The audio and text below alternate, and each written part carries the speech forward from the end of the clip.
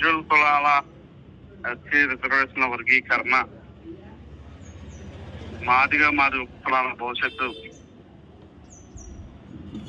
కూటమితోటే సాధ్యమని విశ్వసించిన ఎంఆర్పిఎస్ అధినేత నవయుగ అంబేద్కర్ మాన్యశ్రీ మందాకృష్ణ మాదిక్ గారు కూటమికి మద్దతు ఇచ్చిన విషయాన్ని మర్చిపోయి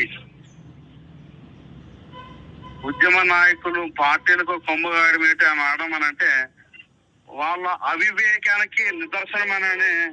నేను నమ్మదలుచుకున్నాను.